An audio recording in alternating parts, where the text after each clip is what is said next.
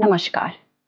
उन्नत भारत अभियान के मुख्य पाठ्यक्रम सामुदायिक जुड़ाव एवं सामाजिक उत्तरदायित्व की प्रथम इकाई सामुदायिक जुड़ाव के द्वितीय व्याख्यान स्थानीय समुदाय, ग्रामीण संस्कृति और सामुदायिक जुड़ाव का अभ्यास में उपस्थित सभी शिक्षार्थियों का स्वागत है। द्वितीय व्याख्यान के भाग तृतीय में ग्रामीण विकास जजमानी व्यवस्था विषय पर चर्चा की जाएगी। इससे पूर्व हमने ग्रामीण संस्कृति की विशेषताएं विषय पर चर्चा की। ग्रामीण सामुदायिक विकास।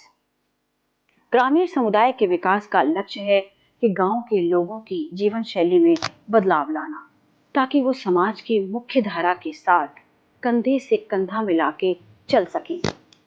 जैसा कि आप सभी को विदित है कि देश की 70% से अधिक आबादी गांव में निवास करती है। गांव के लोगों के आर्थिक और सामाजिक विकास हेतु भारत सरकार कटिबद्ध है। ग्रामीण जनता के समुचित विकास हेतु जिन तत्वों पर विशेष रूप से कार्य किया जा रहा है वह है कृषि, यातायात, संचार, स्वास्थ्य और सुरक्षा, शिक्षा, कुटीर उद्योग, प्रशिक्षण, निवास, सामाजिक हितार्थ, ग्रामीण जन विकास कार्यक्रम, समुचित भवन निर्माण और रखरखाव और पोषण कार्यक्रम इत्यादि। इसी के अंतर्गत आप देखिए, इस समुदाय को जानिए तो इसमें एक और प्रथा है जजमानी प्रणाली। भारतवर्ष में जजमानी प्रथा के अंतर्गत प्रत्येक जाति का एक निश्चित परंपरागत व्यवसाय होता है। इस व्यवस्था के अंतर्गत सभी जातियां परस्पर एक दूसरे की सेवा करती हैं। ब्राह्मण विवाह, उत्सव, त्योहारों के समय दूसरी जातियों के यहाँ पूजा पाठ करते हैं। नाई बाल काटने का काम करता है, धोबी कपड़े धोने का काम करता है, चमार जूते बनाता है, जुलाहा कपड़े बनाने का काम करता है। इसी प्रकार सभी जातियां एक दूसरे के लिए सेवाएं प्रदान करती हैं। इसके बदले में भुगतान के रूप में कुछ वस्तुएं या रुपए दिए जाते हैं। इसी व्यवस्था को हम जजमानी प्रथा या जजमानी व्यवस्था के नाम से जानते हैं। जजमानी व्यवस्था का अर्थ। जजमानी व्यवस्था परंपरागत व्यवस्था पर निर्भर है। इस व्यवस्था में प्रत्येक जाति का एक निश्चित व्यवसाय तय हो जाता है जो परंपरागत होता है तथा यह पीढ़ी दर पीढ़ी हस्तांतरित होता रहता है। जजमानी व्यवस्था परंपरागत ग्रामीण भारतीय ग्रामीण समाज की एक प्रमुख विशेषता रही है। इसमें वंशानुगत आधार पर जातियों के द्वारा अपने व्यावसायिक कर्तव्यों का परस्पर निर्वहन किया जाता है।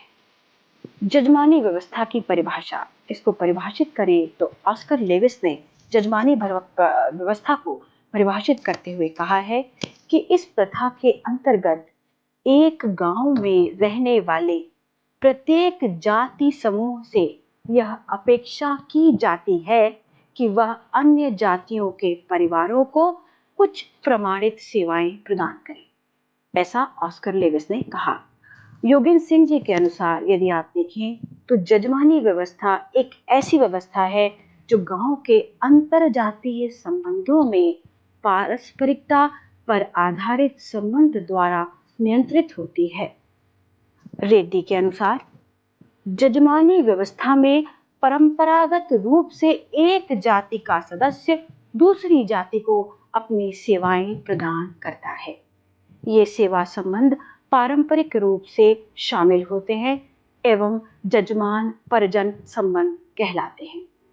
जजमानी व्यवस्था का अर्थ और परिभाषा जानने के बाद अब हम जजमानी व्यवस्था की विशेषताएं जानेंगे। जजमानी व्यवस्था की निम्नलिखित विशेषताएं हैं, जिसमें सबसे पहली है सामुदायिक संगठन में सहायक।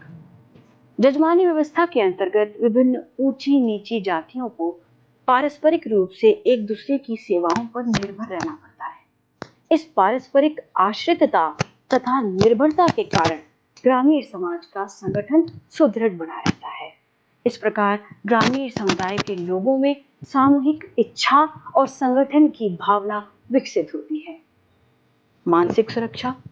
जजमानी प्रथा के कारण परिजन के जीवन निर्वाह का साधन पूर्व निश्चित होता है। व्यक्ति को यह सोचना नहीं पड़ता कि उसको क्या व्यवसाय करना है। शांति व संतोष की भावना।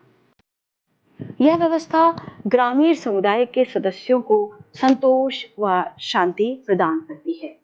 परिजनों के व्यवसाय पैतृक तथा परंपरागत होने के कारण उन्हें नए धंधे को ढूंढना नहीं पड़ता। स्थायी संबंध। इस व्यवस्था का प्रथम लक्षण यह है कि इसमें जजमान और परिजन के मध्य स्थायी संबंध पाए जाते हैं। पैतृक संबंध। जजमान और परिजन के मध्य पाए जाने वाले संबंधों का स्वरूप पैतृक होता है। जजमानी अधिकार संपत्ति के अधिकारों के समान ही होते हैं। घनिष्ठ संबंध।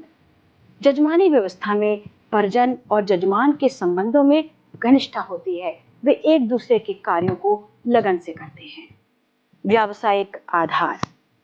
जजमानी व्यवस्था में जातियों के द्वारा अपनी निर्धारित व्यवस्था के आधार पर या निर्धारित व्यवसाय के आधार पर सेवाएं प्रदान की जाती हैं।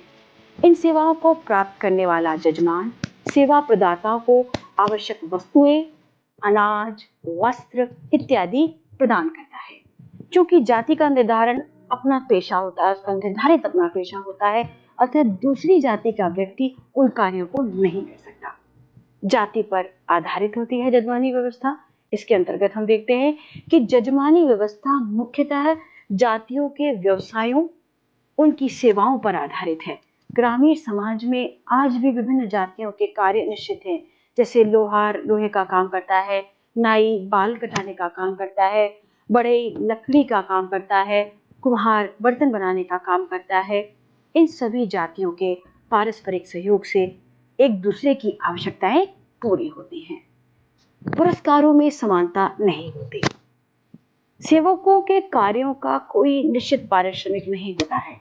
यह बहुत कुछ जजमानों की आर्थिक स्थिति पर निर्भर करता है। उसे किस परिवार से किस अवसर पर कितना पारिश्रमिक अथवा हक प्राप्त होता है।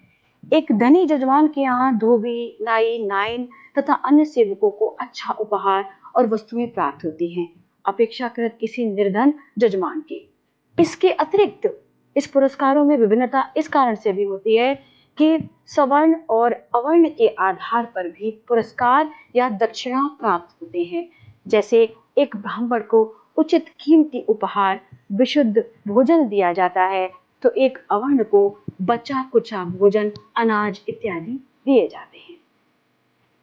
पारस्परिक कर्तव्य बोध और अधिकार। जजमानी प्रथा की अगली जो विशेषता है, जजमानी व्यवस्था में कर्तव्य और अधिकार दोनों ही साथ साथ चलते हैं। यदि जजमान को सेवक से काम लेने का अधिकार है, तो उसका यह पुनीत कर्तव्य भी है कि उसके काम के एवज में उसे उसका हक भी दिया जाए, जिससे उसके जीवन की विभिन्न आवश्यकताओं की पूर्ति हो सके। इसलिए उसे सेवा के एवज में मुद्रा या वस्त्र अथवा अन्य आदि दिए जाते हैं। व्याख्यान 2 के तृतीय भाग में हमने ग्रामीण विकास जजमानी व्यवस्था विषय पर अध्ययन किया। इसके अगले भाग में हम जाति व्यवस्था पर विचार करेंगे। हमारे साथ जुड़ने के लिए धन्यवाद। नमस्कार।